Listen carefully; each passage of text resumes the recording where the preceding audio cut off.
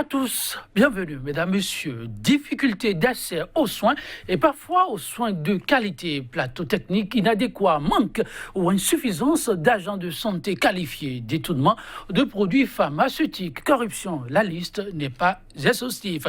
Ils sont donc légion, les mots qui minent le secteur de la santé au Bénin. Député, le chef de l'exécutif, Patrice Talon, outre les nombreux chantiers lancés dans ce sens, a récemment réitéré toute sa détermination à nettoyer sans état d'âme l'écurie d'Augias. Ce fut lors de son entretien marquant la célébration du 58e anniversaire d'accession du Bénin à la souveraineté internationale. L'épineuse question des évacuations sanitaires, objet de réforme avec tout le tollé engendré, aura été évoqué en filigrane. Réforme du système sanitaire au Bénin à l'ère du nouveau départ. La révolution annoncée sous d'heureux auspices. Tel est le thème au menu de votre émission 100% Bénin du jour. Pour en débattre, un acteur du milieu sanitaire et un professionnel des médias très au fait des questions touchant à la santé publique. À ma droite, Dr Gilbert Fassinou, agent de santé, il est le secrétaire général du FIAMEB, le syndicat autonome des médecins du Bénin. Dr Gilbert Fassinou, bonjour. Bonjour, monsieur Joël. Merci de répondre à notre invitation. C'est nous qui vous remercions. Et la troupe, comment elle se porte? Il se porte très bien. Heureux de le savoir. Et une fois encore, bienvenue. En face de lui, Dieudonné Katakula, journaliste, comme je l'ai annoncé. Il reste très au fait des questions d'ordre sanitaire. Il est le directeur de publication du journal Le Matin. Dieudonné Katakula, bonjour.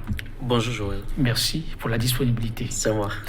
Ah oui, beaucoup de bruit de botte au lendemain des réformes annoncées par le chef de l'État. Mais le temps passe, on a comme l'impression que la pilule commence à passer et faire son œuvre. Les agents de santé commence à s'accommoder, en tout cas c'est le moins qu'on puisse dire par rapport à un certain nombre de décisions déjà prises dans ce sens. Avant de revenir sur les dernières décisions qui ont fait aussi couler assez d'encre et de salive, je me retourne vers Dr Fassinou. Dr Fassinou, oui, le temps est passé, comme je le disais, il y a comme un calme plat qui porte aussi tout son sens. Qu'est-ce qu'on peut retenir fondamentalement de l'acclimation, pour ainsi dire, de ces réformes qui, somme toute, sont appelées de tout vœu? Merci, monsieur Joël. Nous remercions les téléspectateurs pour leur disponibilité à nous écouter. Par rapport aux réformes dans le secteur de la santé, vous allez voir qu'à l'avènement donc, de la rupture, il a été annoncé un certain nombre de réformes qui doivent se tenir, qui touchent bien sûr le secteur de la santé, entre autres. Et ces réformes ont suscité, comme l'actualité l'a souligné, même des soulèvements au niveau du secteur, parce que les acteurs ont pensé qu'il faut qu'ils soient totalement associés donc, à un certain nombre de réformes au niveau du système de santé. Récemment, le chef de l'État a pris une décision concernant les agents de santé et qui rentre bien sûr aussi donc, dans les réformes qu'il avait annoncées. Je pense au niveau du secteur, il y a assez de problèmes et il urge aujourd'hui qu'on puisse donc repenser le système. Et ça va faire certainement appel à des réformes. Mais nous, au niveau du syndicat autonome des médecins du Bénin, nous disons réforme oui, et il faut que ces réformes soient bien pensées pour qu'on ne puisse pas revenir encore en arrière sur des aspects qu'on aurait vu que ça n'a pas apporté grand-chose à l'évolution du secteur de la santé. Ok, c'est un point de vue partagé par bon nombre de vos collègues, mais à l'heure où on en est, on peut dire tout de même que l'harmonisation du point de vue n'est plus une question qui se pose, non? Oui, aujourd'hui, tout le monde est d'accord qu'il y ait des réformes au niveau du secteur de la santé. Et c'est sûr qu'au cours de l'émission, nous allons revenir sur beaucoup d'aspects. Tout le monde est d'accord. Les médecins sont d'accord pour qu'il y ait des réformes. Nous disons réformes, oui, mais il faut que ça soit des réformes structurelles pour que ça soit durable. Alors, ce qui a été fait jusqu'à présent reste-t-il structurel? On reviendra vers le docteur pour en parler. Mais dans ce combat, le volet communication reste un volet très déterminant parce que et les médecins, mais aussi les usagers des centres de santé sont concernés par ce qui se joue et qui déterminera aussi la santé de toute une nation. Car un peuple bien portant, c'est sûr, reste un peuple prospère. Le matin, dans ce sens, n'a pas manqué de revenir de fond en comble sur bon nombre des aspects évoqués qui, parfois, prêtent à confusion. Et là où il ne devrait pas y avoir confusion, on se rappelle de certains de ces articles qui apparaissaient comme des articles d'éclaircissement. Bon, moi je crois que lorsque tous les Béninois, vous l'avez dit à l'entame de vos propos, qu'il est unanime qu'il faille revoir le fonctionnement du secteur de la santé et que laisser les choses perdurer, laisser les choses continuer telles quelles, c'est prendre le pari du suicide collectif. Parce qu'il faut aller dans les hôpitaux. Voyez-vous, au Bénin, vous avez des médecins qui sont formés tous dans la même école ou qui ont fait les mêmes écoles. Lorsque ces médecins sont dans le secteur public, on connaît le résultat qu'ils ont et que nous déplorons tous. Mais lorsqu'ils vont dans le secteur privé, on connaît la performance que ces médecins ou ces agents de santé ont. Voyez-vous, sur le territoire, vous avez diverses structures hospitalières. Que ce soit les hôpitaux publics avec leur déclinaison, c'est-à-dire au niveau des dispensaires d'arrondissement jusqu'aux hôpitaux de zone ou au CHU. Et en même temps, vous avez les hôpitaux confessionnels, les hôpitaux détenus par les privés.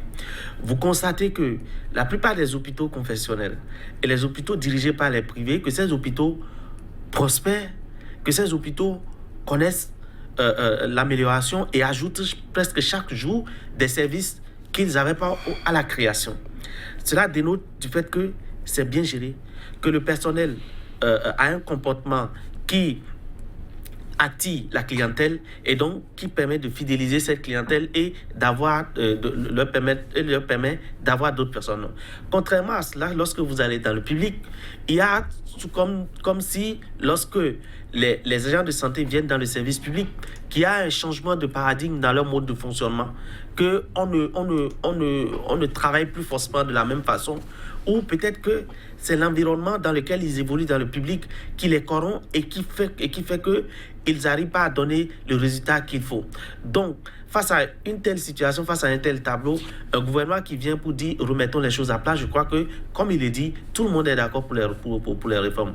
Maintenant, sur la manière, lorsque c'est Joël qui veut entamer des réformes, ou c'est Joël qui a le lead des réformes, ou qui a le gouvernail du pays, la façon dont il va le faire, c'est pas de cette façon que je le ferai ou c'est pas de cette façon que l'autre le fera. La seule chose que nous pouvons souhaiter et que tout le monde appelle de ses voeux, c'est que les tests soient respectés et que tout se fasse dans les règles de l'art, que les gens ne soient pas lésés ou qu'on ne marche pas sur les gens sous prétexte qu'on est en train de faire des réformes. Mais il faut voir l'objectif ultime, le paradigme qui guide les réformes. C'est l'amélioration de la santé des populations. C'est l'amélioration de l'offre de soins. C'est l'amélioration de la qualité de soins. C'est l'amélioration de l'accueil dans les hôpitaux et autres. Donc, c'est un combat qu'il faut mener. Parce que, je l'ai dit, Patrice Talon, c'est pas lui qui va dans les hôpitaux. C'est pas lui qui va se faire soigner à l'hôpital de zone de Ouida.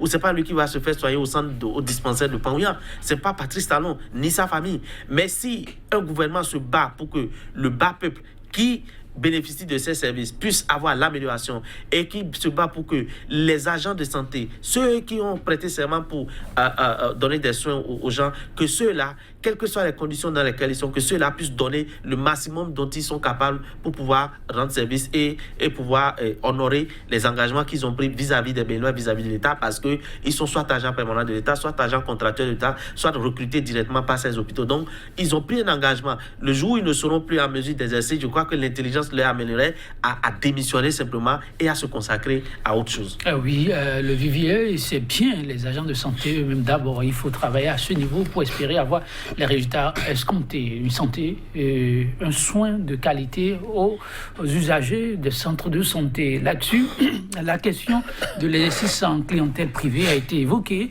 Katakola le soulignait tout à l'heure. C'est un paradoxe que ces agents de santé, au niveau du secteur public, donnent presque des prestations de piètre performance.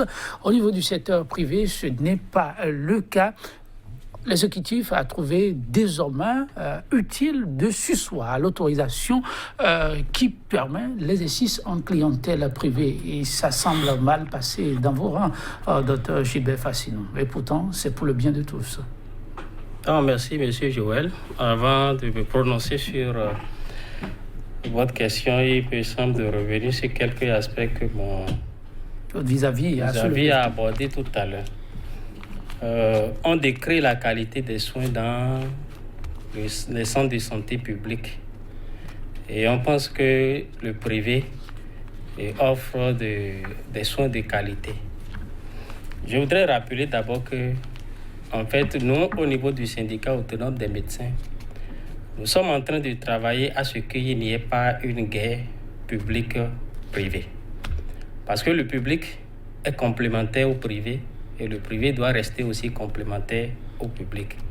La belle preuve dans notre pays, près de 54% des soins donnés à la population sont octroyés par le privé.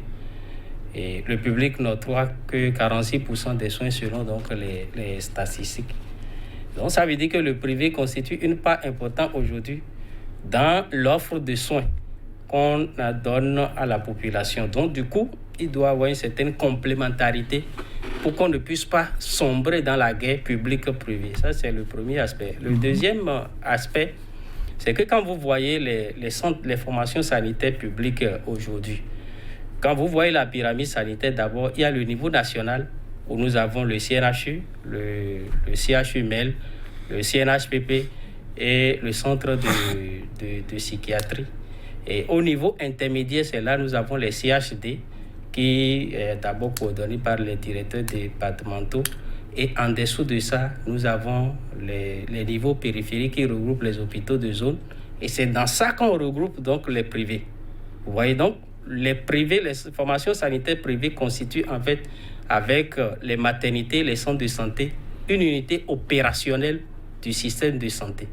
Donc du coup, si nous les considérons comme tels, nous devons travailler à leur renforcement pour que le résultat dont nous avons besoin pour notre secteur de la santé, ça puisse devenir réalité. Ça, c'est le deuxième aspect. Troisième aspect que je voudrais aborder au niveau donc toujours public et privé, c'est que vous allez constater que au niveau du public, il y a très peu de recrutement des médecins d'abord au poste, ce qui fait que, parce que quand on parle du système de santé, c'est pas Cotonou seul. Cotonou, c'est une ville. Mais en dehors de Cotonou, il faut aller, peut-être dans mon village, il faut aller, comment on appelle, à Panikwara, il faut aller à Bembereke, il faut aller à Materi, etc., etc., Dassa Savé. C'est là-bas qu'on peut retrouver le vrai visage du système de santé. Et vous allez constater que notre population, en 1950, on était quelque chose de 2 millions. Aujourd'hui, nous sommes 10 millions environ. Regardez bien quel a été le recrutement des médecins dans la fonction publique.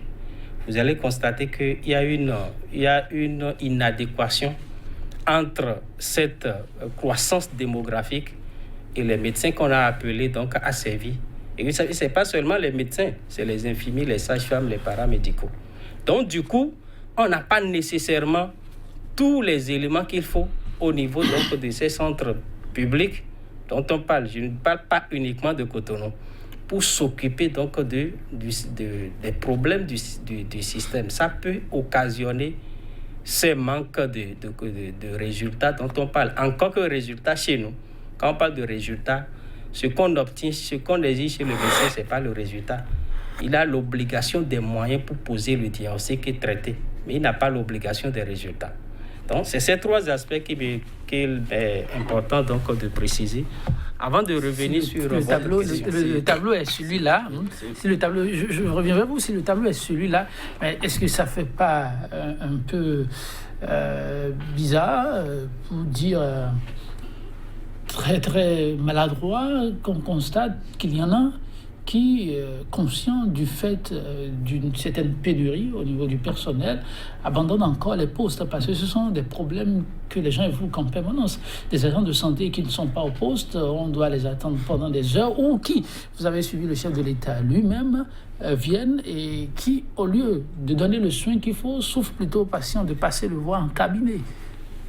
Bon, le problème de disponibilité donc des agents de santé au poste, j'ai commencé par l'aborder tout à l'heure sous l'aspect, et vous allez voir, il y a un document qui a été élaboré en 2008 qu'on appelle le Plan national de développement sanitaire, que malheureusement on n'a pas touché.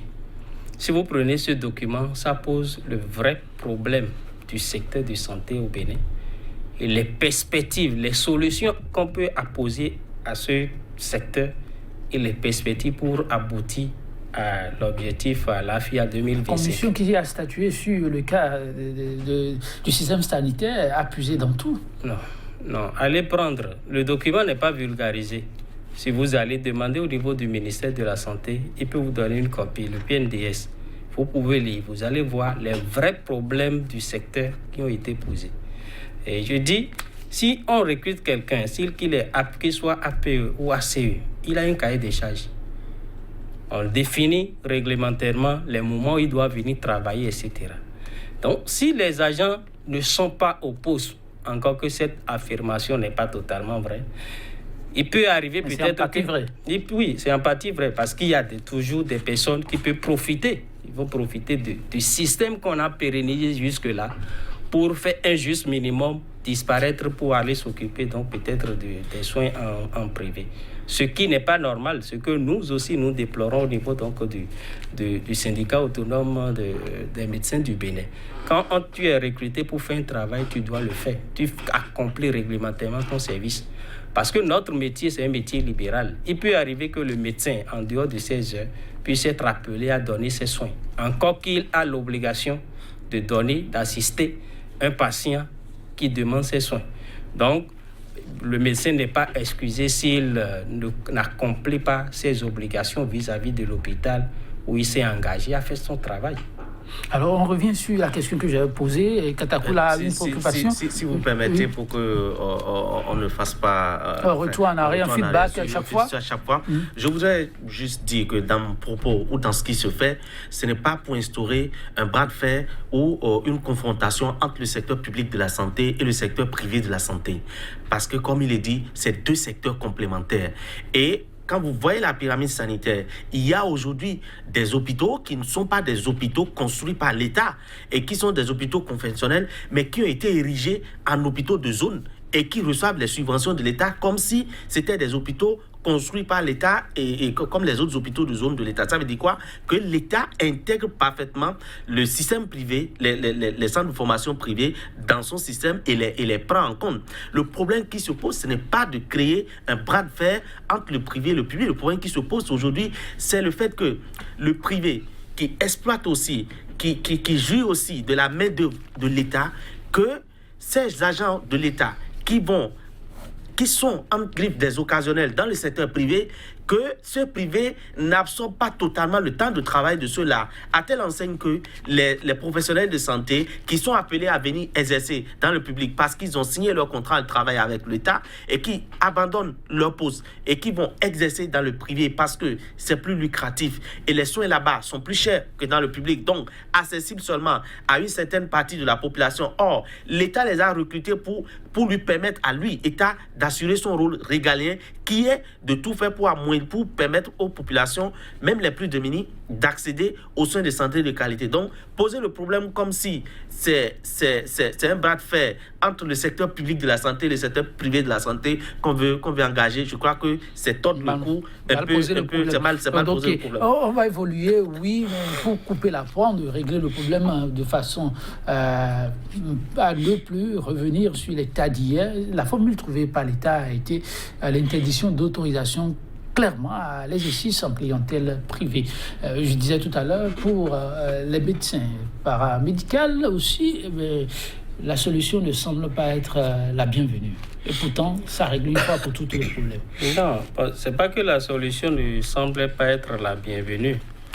D'abord, l'État n'a pas interdit l'autorisation des exercices en clientèle privée. Il est en train de prendre des mesures pour que les agents permanents de l'État et les agents contractuels de l'État puissent donc choisir à partir du 1er septembre là où ils doivent exercer désormais.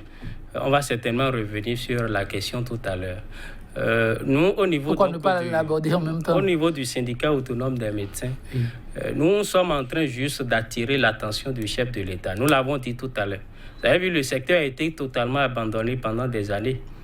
Un gouvernement qui a la volonté de venir assainir le secteur, ça doit être acclamé. C'est ce que nous sommes en train de faire. Mais nous disons, dans la démarche donc d'assainissement, il faut qu'on pose des pas qui sont des pas, en tout cas efficients pour que demain, nous ne soyons pas, nous ne subissons pas, en fait, sinon la population ne subisse pas le revers d'un diagnostic mal posé qui va conduire donc à l'application d'une solution inadaptée.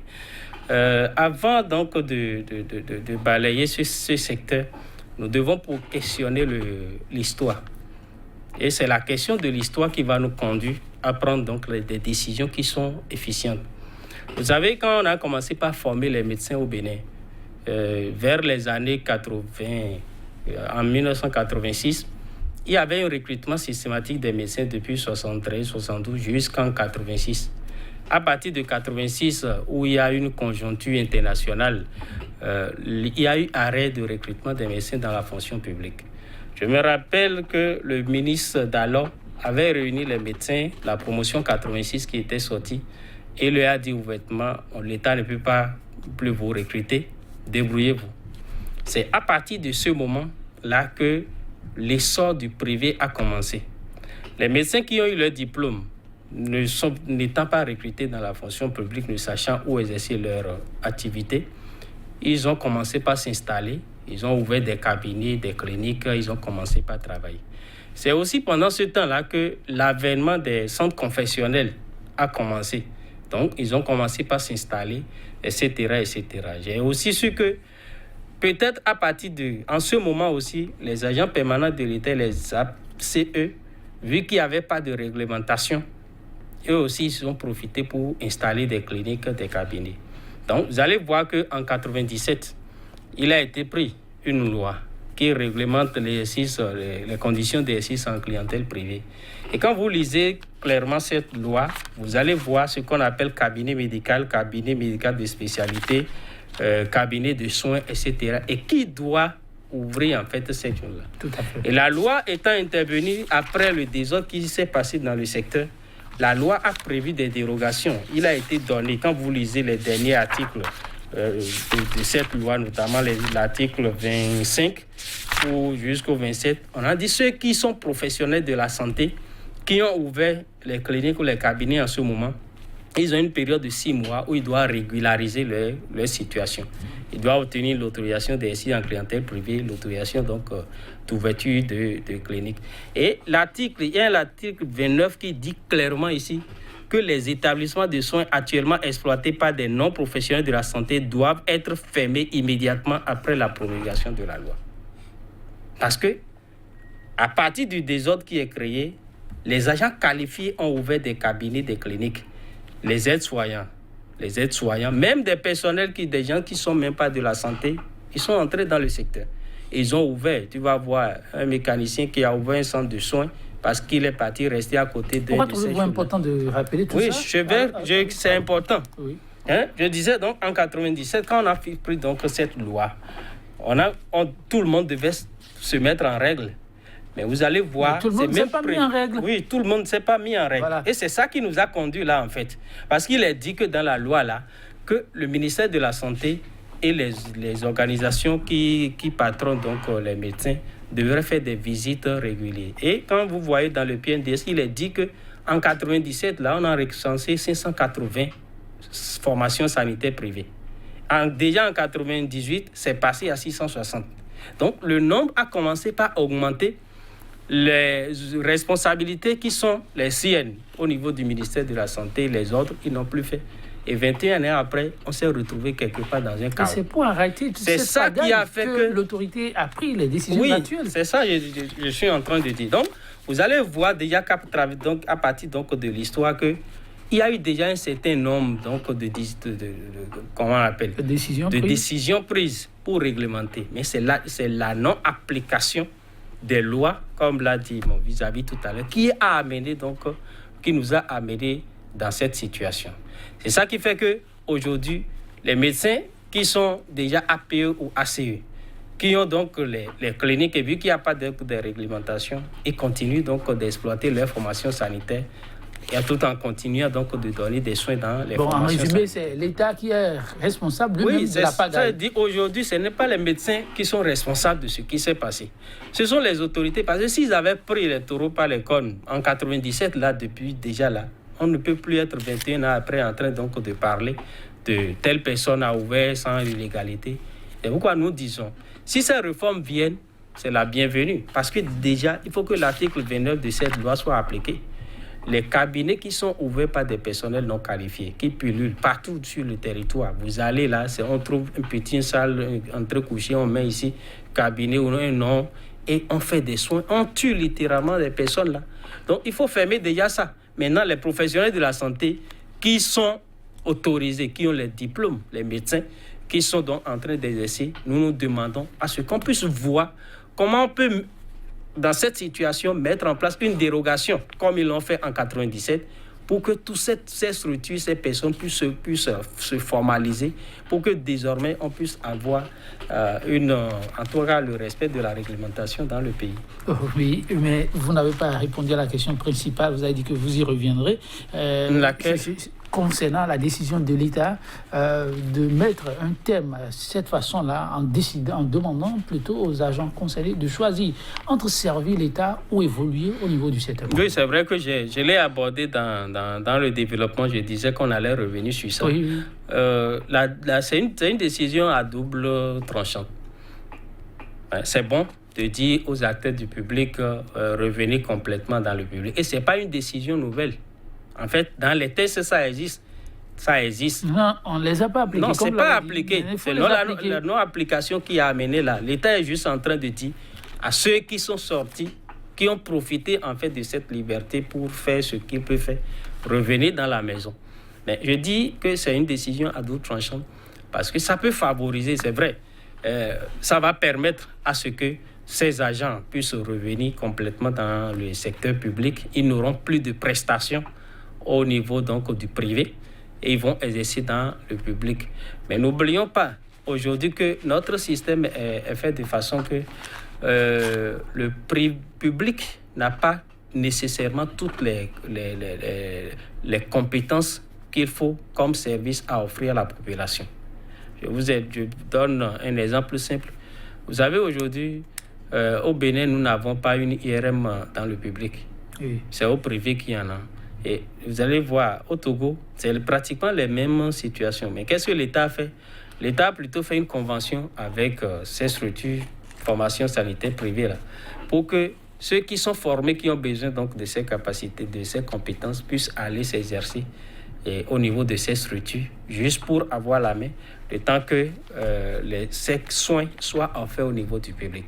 Il y a des choses plus simples. Si vous prenez audiométrie, c'est quelque chose, quand vous avez un problème d'oreille, on peut vous demander. Ça n'existe pas au niveau donc, du public. Bon, est-ce que donc, cela ne va pas directement vers le privé? Oui. Encore qu'il y a des réformes qui, à terme, permettront de revoir le plateau technique. Oui, c'est ça. C'est pourquoi j'ai dit au départ qu'il faut poser véritablement le problème pour que la solution qu'on veut appliquer soit une solution durable.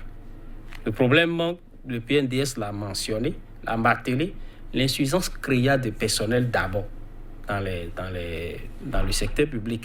Ce n'est pas que ça n'existe pas. L'État forme plus de 150 médecins par an, mais aucun n'est recruté depuis 1986 aujourd'hui. Ça fait que beaucoup sortent du pays facilement. Il y en a qui sont là, mais qui ne travaillent pas, parce qu'ils sont obligés peut-être d'aller prendre garde de 4 000 quelque part pour survivre. Il faut recruter, il faut équiper les hôpitaux. Si vous mettez à la disposition donc, de ces agents de santé le matériel médico-technique nécessaire pour offrir des soins, il n'y a pas de raison que ces agents puissent fuir le service qu'ils doivent offrir en public pour aller ailleurs. L'autre chose, c'est que la loi dispose que le médecin du public, qu'il soit APE ou ACE, qui disent qu'ils aient une demi-journée de prestations privées au sein de l'hôpital. C'est écrit dans les textes. C'est-à-dire qu'il y a une sorte de disposition d'essai en clientèle privée que l'APE, en tant que médecin, peut avoir au sein de l'hôpital. Ça lui permet de prendre ses malades privés à l'hôpital. L'objectif, c'est que le médecin ne sort plus de l'hôpital de façon à ce que si on a besoin, si dans le service on a besoin de ces compétences-là, on sait qu'il est en consultation là, on l'appelle, il peut laisser la consultation pour venir apporter les soins. Mais ce n'est pas appliqué.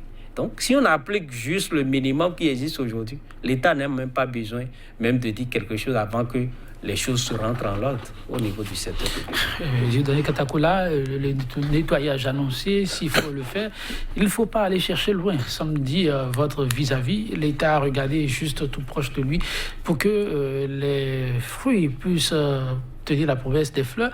Mais pour lui, déjà, les diagnostics et les pas qu'on est en train de poser aujourd'hui pourraient être biaisés si on ne tient pas compte de ce qu'a été hier dans le secteur.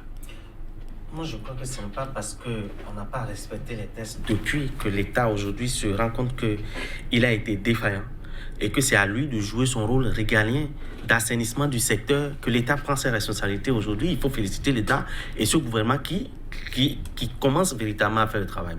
Deuxième chose, voyez-vous, aujourd'hui, nous sommes en face de l'être, de l'homme, de sa conscience professionnelle et de sa conscience intrinsèque de pouvoir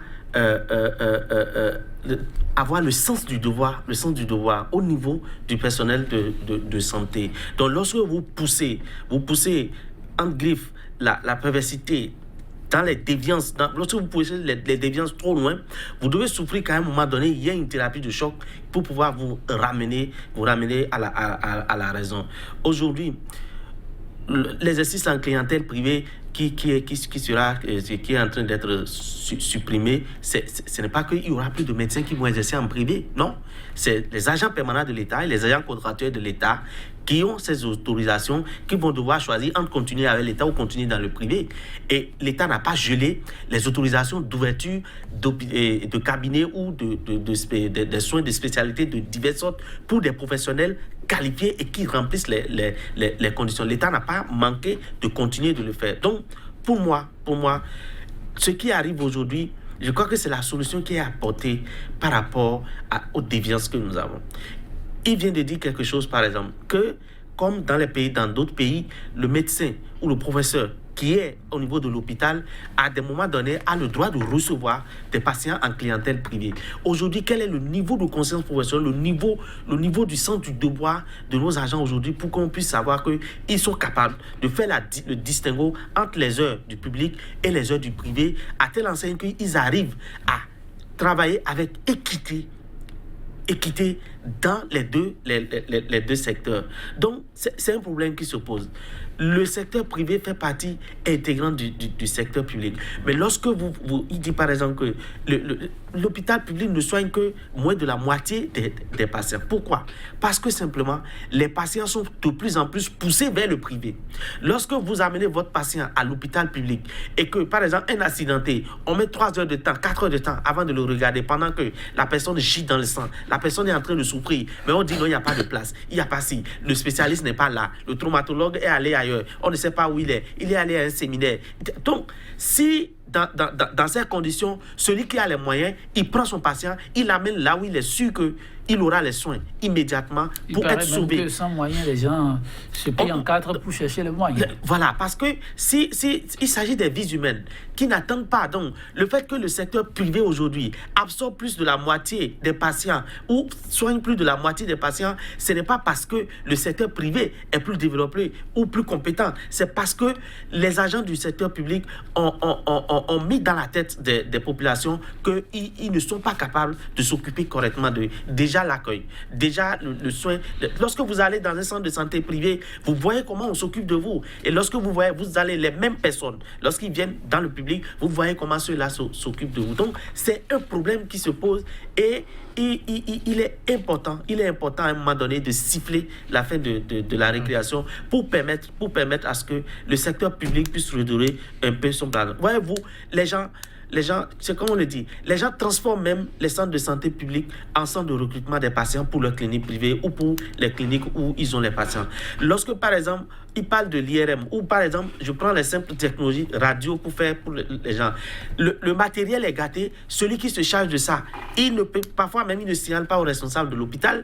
Et quand quelqu'un vient systématiquement, on prescrit les radios parce que le responsable ou celui qui s'occupe de ce travail, si c'est en panne, personne ne viendra le contrôler en pause. Mais en même temps, il profite de cette panne pour aller donner des prestations à côté. Et donc, systématiquement, tous les patients qui viennent dans ce centre pour demander le service sont directement référés vers le centre privé qui a le service disponible, mais au niveau du public, on ne coupe pas pour réparer. Donc, c'est vrai que le public a les procédures qui empêchent ou qui ne permettent pas de vite acheter le matériel, même le mode de gestion des hôpitaux. C'est pour ça que parfois, ils ont parlé d'affermage ou de mise en concession. Parce que le mode des on y revient à la dernière position. Vous permettez sa réaction ne permet pas d'être efficient et d'apporter les réponses aux problèmes. On revient sur cet aspect, mais Dr Fassinou, oui, quand on voit le plateau qui est peint, la question de la confiance professionnelle au niveau des agents de santé revient de façon récurrente. Vous savez, je le clame peut-être haut et fort partout, je passe. Vous savez d'abord, c'est qui le médecin? Parce que quand on rentre dans un centre de santé ou dans un hôpital, tout le monde est de dos. Le médecin, c'est qui? Tout le monde n'est pas de dos. Je parle du secteur. Oui, je parle de choses là. Tout le monde n'est pas docteur en médecine. C'est d'abord le premier problème qui se pose même au niveau de la population. Parce qu'un médecin, c'est d'abord cet étudiant qui a fait 8 ans ou 7 ans de baccalauréat. Aujourd'hui, c'est devenu 8 ans après le bac pour avoir son diplôme de doctorat d'état en médecine. Il est médecin généraliste à 8 ans ou à 7 ans. Et il va faire une spécialité de 4 à 5 ans pour devenir spécialiste, gynécologue, pédiatre, etc. Et après ça, s'il veut devenir professeur, il doit enclencher la carrière de professeur pour 5 ou 6 ans avant d'avoir l'agrégation et continuer. C'est ça le médecin. Les autres catégories, c'est un choix professionnel. C'est vrai, c'est un choix. Parce que et souvent, les gens disent que... Il y a celui qui est mécanicien, il y a celui qui est pilote d'avion, oui, il y a celui qui est journaliste. On ne refuse pas. Chacun a fait son choix et nous l'assumons avec la dernière conscience possible. Il n'y a aucun médecin qui ne soit conscient. Il n'y en a pas. Il n'y a pas de médecin. Un médecin inconscient doit être moi, un seul médecin inconscient. Parce que notre métier, c'est le seul au monde qui se pratique uniquement sur l'homme. Vous savez, les enseignants diront quoi? Non, l'enseignant, vous pouvez peut-être enseigner quelqu'un. Il peut ne pas réussir aujourd'hui, mais demain, il peut réussir.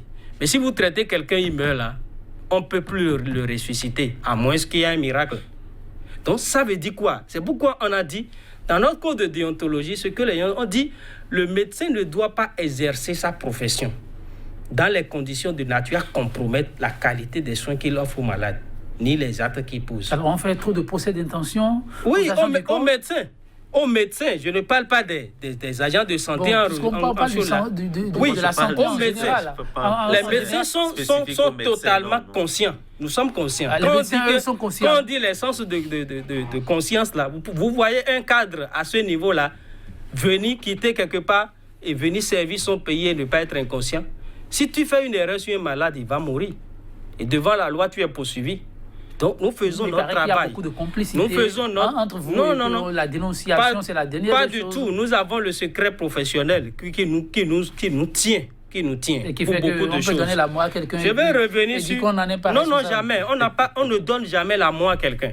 Mais ce qui donne la mort, c'est l'absence, en fait, de matériel qu'il faut là, qui fait donner la mort. Je vais vous donner des exemples. Oui, on l'a dit, malheureusement, tout ce qui se passe là, c'est une question de politique sanitaire que nous n'avons pas. Et je me dis, si on avait appliqué le PNDS... C'est la politique sanitaire on n'a pas une bonne politique sanitaire. Si vous prenez le PNDS dont je parle, à quoi je fais référence là, qui a été élaboré, bien sûr, par des choses là, et c'est là que nous avons appliqué là, tous ces problèmes ont été relatés. Vous voyez, un médecin, par exemple, contrairement à ce qu'on dit, le médecin ne travaille pas sans matériel. Un médecin a besoin, si vous prenez le code de déontologie, je vais vous lire un article. Non, vous pouvez aller à l'essentiel. Oui, on me dira tout à l'heure que le médecin a besoin de poser son diagnostic avec soin. Donc, ça veut dire qu'il doit avoir le minimum à sa disposition pour le faire. Allez dans les grands hôpitaux, les centres de référence, même au CNHU, là, vous allez constater ce qui se passe. Il n'y a pas le minimum. Il n'y a pas le minimum. Il y a des erreurs diagnostiques, mais il n'y a pas le minimum. Nous n'avons pas le minimum pour travailler. On va faire quoi?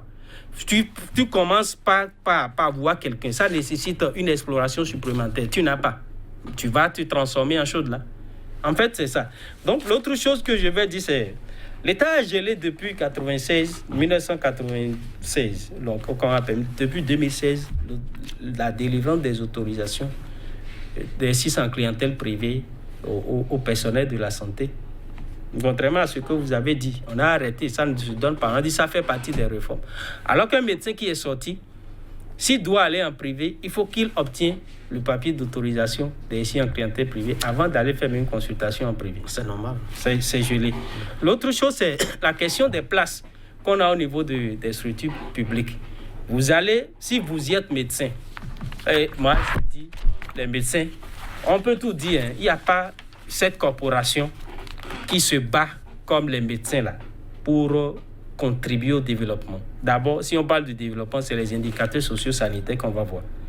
Voyez, si vous allez dans une structure où peut-être il y a un seul médecin qui est là, on a parlé des traumatisés tout à l'heure, il y a peut-être quatre qui sont là, et c'est lui qui doit opérer. Le premier problème auquel il va se confronter, c'est le problème de l'argent. Les parents qui ont amené le patient n'ont pas les moyens pour qu'on s'occupe de ça. Le médecin va faire quoi? C'est pourquoi nous avons dit, et c'est clamé par l'UEMOA depuis 2009, il faut tendre vers la couverture santé universelle. Pour que le médecin ne soit pas obligé de cotiser comme on le fait souvent dans les hôpitaux pour soigner la population. On le fait. Parce que quand vous mettez quelqu'un dans une situation où il est obligé d'être confronté à des difficultés pour faire ce qu'il va faire, à un moment donné, il sera découragé. L'absence des spécialistes oppose. Vous allez dans les grands centres où il y a des traumatos, c'est au CNHU. Mais en dehors même du professeur titulaire, il y a les médecins en spécialisation qui sont présents 24 heures sur 24 heures, mais qui travaillent qu'on ne paie pas.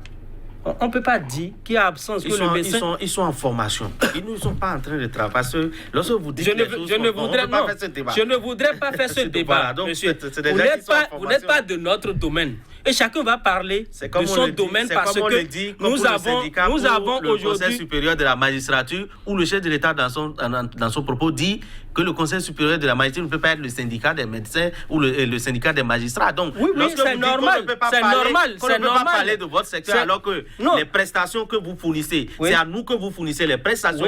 Nous sommes vos clients. Nous sommes votre objet d'exploration ou votre objet d'intervention. Et donc, lorsque vous pensez que vous pouvez travailler pour nous sans que nous puissions dire ce que nous remarquons ou sans que nous puissions vous dire ce que nous observons. Personne n'empêche quelqu'un de dire ce qu'il pense par rapport à la profession. Mais si tu dis par exemple le médecin en spécialisation, il est en formation, il ne peut pas être payé. Monsieur, vous ne savez pas de quoi vous parlez. Je ne voudrais pas faire ce débat ici parce que si vous allez, faisons alors le débat. Lorsque vous êtes un étudiant en journalisme par exemple, que vous venez à Sika TV ici pour votre stage ou bien pendant votre formation, que vous avez besoin d'avoir des expériences pratiques à Sika TV ici et que par exemple pendant l'exercice pendant votre stage ou pendant votre formation, vous êtes amené à présenter des émissions, vous êtes amené à aller à des reportages. Est-ce que vous êtes en droit de dire forcément que Sika TV doit vous payer des salaires pendant que c'est l'université qui vous envoie et que vous venez profiter de l'expertise qu'il y a là? Donc, c'est un débat relatif, ça dépend de ce qu'on dit. Donc, vous qui êtes dedans, vous pouvez dire que vous avez besoin de salaire parce que vous prenez les gardes. Si les professeurs titulaires ne font pas leur travail et vous font travailler forcément à leur place ou que les médecins qui doivent prendre les gardes ne le font pas et que vous travaillez plus que ceux-là au lieu que ceux-là ne soient vos encadreurs, c'est autre chose. Donc, vous ne pouvez pas dire que le secteur de la santé, ce qui se passe, nous ne pouvons pas intervenir ou nous ne pouvons pas en parler parce que ce n'est pas notre... Parce qu'on n'est pas de Je refuse que vous preniez mal ce que j'ai dit. Je vais réagir par rapport à ce que... Non, je vais réagir rapidement par rapport à ce que vous avez dit. On peut lui permettre d'aller... Oui, ce que vous avez dit, j'ai dit, vous ne pouvez pas dire les médecins en spécialisation sont en formation, donc ils ne peuvent pas avoir... On ne peut pas les payer. Et je dis, vous ne savez pas de quoi vous parlez. Le Bénin n'est pas un pays isolé. Le Bénin est-il isolé de la planète? Vous allez au Togo, là. Le médecin, d'abord, qui est le médecin en spécialisation? C'est d'abord le médecin diplômé. Oui, c'est d'abord le médecin diplômé d'État. Oui, mais il est en spécialisation. Non, vous avez parlé. Celui qui a décidé d'exercer en tant que généraliste continue de travailler. Vous avez parlé. C'est d'abord le médecin diplômé d'État qui vient faire une formation pointue de spécialisation. Voilà. D'accord? Pour servir qui? La population, vous, la population dont vous avez parlé. Vous allez au Togo, à partir déjà de première année, ce médecin est payé, on lui paie les gardes qu'il fait. À partir de troisième année, on lui donne prime de risque parce qu'on sait qu'il prend des risques, il fait chaud là. Mais là-bas, c'est pas que les professeurs qui sont là-bas ne prennent pas garde comme ici. Aller au Burkina, c'est la même chose. Aller en Côte d'Ivoire, aller en chose là. En France, c'est pire. Quand tu es FFI, tu es réglementairement payé. Il ne suffit pas de dire son information. C'est pourquoi je dis c'est un débat qu'il ne faut pas faire. C'est pas ça qui nous a amenés ici. Moi, mais dis qu'on ne peut pas en parler, mais ce qu'il n'empêche, vous avez dit qu'ils sont en formation. Il n'empêche que vous ne maîtrisez pas cette formation, ce qui se passe au niveau de la formation. Vous ne pouvez pas affirmer qu'il y a parce que je comprends, c'est un syndicat c'est un syndicat de médecins qui parle. Il défend son corps et sa spécialité. Donc moi, je ne veux pas continuer. À travers ce que j'ai dit, vous avez compris que le Bénin n'est pas un pays isolé sur la planète. Chaque État a la faculté, chaque État a l'autonomie de choisir la façon de faire. Qu'au Bénin, nous ne devons pas faire. Si vous choisissez que vous ne devez pas payer, ce n'est pas dit que non, ils sont en formation. Mais est-ce qu'ils ne sont pas en formation? Vous avez dit ça? En Côte d'Ivoire, l'étudiant en médecine générale, à partir de troisième année, on lui paie les frais de garde. Donc, ce n'est pas un débat. Ce n'est pas ça qui nous a amenés ici. Pour décider la souveraineté de non, l'État. Voilà, chaque État. Oui, c'est ça, je dis. Donc, on est souverain. D'accord, mais il faut voir que notre souveraineté puisse nous amener à prendre des décisions qui soient préjudiciables. Et c'est ce qui est préjudiciable pour nous, en fait, c'est ça. C'est ces raisonnements-là qui ont fait qu'aujourd'hui, les médecins ont la facilité de quitter le pays. Ils quittent facilement pour aller vers le Togo exercer, Burkina, France, etc. On peut dire non, que pas chaud là. Quand vous voyez dans les états généraux qu'on a fait en 2007, les États généraux ont posé le problème, le diagnostic précis du système de santé. Ils ont apposé des solutions, on n'a pas appliqué. Mais docteur Fassinou, on est quand même sur la bonne voie par rapport aux réformes en cours. Oui, nous sommes peut-être sur la bonne voie, mais nous attirons juste l'attention du chef de l'État. Nous sommes prêts à accompagner cette volonté du chef de l'État. Il y a beaucoup de médecins. Vous savez, aujourd'hui, on parle de la population. On parle de la population. Je vais dire juste quelque chose avant. Mais ça va en même temps votre conclusion. Oui. Oui, c'est ce que le réalisateur nous dit. Voilà. Je vais peut-être dire quelque chose pour peut-être finir là. C'est que, est-ce que vous savez qu'aujourd'hui, au niveau des centres de santé, je quitte Cotonou, il n'y a pas de médecins. Qui sont ceux qui prennent les consultations, qui soignent la population dont on parle? Et c'est nous, ça fait partie de notre débat tous les jours. C'est les infirmiers. Un infirmier ne peut pas faire consultation, il ne peut pas poser un diagnostic. Mais c'est eux. Parfois, c'est les aides-soignants. Je connais un centre où, dans ce pays, où l'aide-soignant, l'infirmier et la sage-femme qui étaient au poste sont affectés. Depuis 2 ans, c'est l'aide-soignant qui donne les prestations, qui fait des rapports. Vous concluez? Mais ce que je dis, c'est ceci. Nous voulons que la population puisse avoir un soin de qualité. Ça va passer par quoi? Qu'on puisse que l'État, dans ces réformes qui sont en train de faire, que nous félicitons d'ailleurs, que l'État pense au recrutement donc, des médecins. Qu'il recrute les médecins pour que mon parent peut-être qui est accompli ne soit pas obligé de se déplacer pour aller sur une distance plus loin pour avoir un médecin qualifié. L'autre chose que je vais ajouter avant de finir, c'est que l'État peut développer le partenariat public-privé, accompagner. Si on ne peut pas recruter ceux qui sont là, mettons en place un système d'accompagnement des médecins pour que eux s'installent pour donner des soins qualifiés. Merci beaucoup à vous. Oui, Dieu donne. L'État continue de recruter des agents contractuels, peut-être pas des agents permanents de l'État. La preuve est que la dernière fois, ils ont encore recruté un certain nombre d'agents. À raison de combien pas de patrons. Mais ça a été recruté, donc ce n'est pas complètement gelé. Voilà. Deuxième chose, les médecins, aujourd'hui par exemple, vous avez l'hôpital de zone de Kouandé qui est là. Combien de médecins spécialistes qui sont prêts aujourd'hui à quitter Cotonou et aller travailler au niveau de l'hôpital de Kouandé? Parce que simplement à Kouandé, il n'y a pas possibilité d'exercer en clientèle privée parce que la population n'a pas le pouvoir d'achat, d'accéder aux soins offerts, aux soins high-tech offerts par les cliniques, les gros cliniques privées de Cotonou. C'est totalement faux. Parce que quand vous voyez, on affecte ça un agent. Vous insultez simplement les médecins qui sont alors dans ces pays. Mais moi, je vous ai laissé parler. Je vous ai laissé parler. Lorsqu'on affecte un agent dans un poste avancé, un médecin rôle, on s'arrange toujours pour descendre. Donc ça veut dire quoi? Il y a un problème. Je n'ai pas dit que les médecins sont inconscients. J'ai dit qu'il y a un problème de conscience professionnelle. Et vous concluez? Voilà, il y a un problème de conscience professionnelle. Et donc, pour pouvoir régler le problème, il faut commencer déjà par chercher les solutions pour déjà les contraindre à rester dans les services publics, l'engagement qu'ils ont pris. Et après, si les choses marchent normalement, les gens vont revenir parce qu'il n'y a que les imbéciles qui ne changent pas d'avis. On a constaté que ça ne va pas, on met les solutions, si ça ne va pas, on va merci également à vous, docteur Fascino. Mesdames, messieurs, vous l'avez compris, on aurait bien voulu aller bien au-delà, mais malheureusement, c'est un peu ça. 45 minutes, ça paraît énorme, hein, mais très court parfois, ça dépend des invités. Ce fut un plaisir, 100% Béné. Le numéro du jour, nous allons y mettre ainsi un thème qui t'a retrouvé nos invités sur notre plateau un de ces jours. Demain, qui sait? Ce sera sur cette citation de Platon que faut définitivement accompagner. Le courage, la sagesse ou la santé est plus agréable que celle où se trouve l'intempérance, la lâcheté et parfois l'oubli des autres. Merci pour l'attention. À très bientôt.